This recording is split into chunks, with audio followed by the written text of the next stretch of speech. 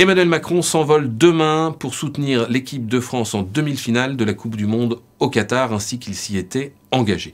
Et du coup, on se demande si c'est une bonne idée, car quand on regarde sur le papier, il y avait plutôt pas mal de raisons de ne pas s'y rendre. Cette Coupe du Monde pose en effet question sur beaucoup de sujets, on en a beaucoup parlé, sur les conditions de travail des ouvriers qui ont construit les stades et qui pour certains ont trouvé la mort, sur le respect des droits humains, et notamment celui des minorités ou celui des femmes, sur le coût écologique de cette compétition. Tiens, un aller-retour en jet, peut-être 2 si la France se qualifie en finale. Au moment où l'exécutif nous demande de la sobriété, c'est peut-être pas non plus une bonne idée. Puis enfin, il y a les conditions d'attribution de cette Coupe du Monde qui continuent de poser question.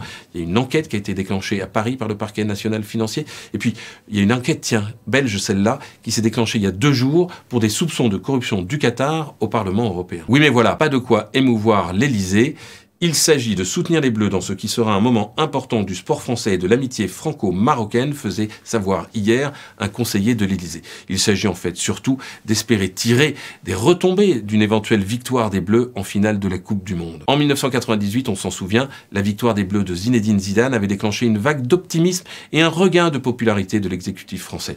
En 2018, en revanche, Emmanuel Macron a été suspecté de privatiser cette victoire des Bleus. Vous vous souvenez, il avait fait descendre le bus des joueurs français au pas de charge sur les Champs-Élysées pour être à l'heure au palais présidentiel. Cette fois-ci, pas question de commettre la même erreur, ni de prendre le risque de gâcher la fête. Tiens, vous avez remarqué, hier, le président a même décalé la présentation du projet de réforme des retraites qu'il devait faire ce jeudi.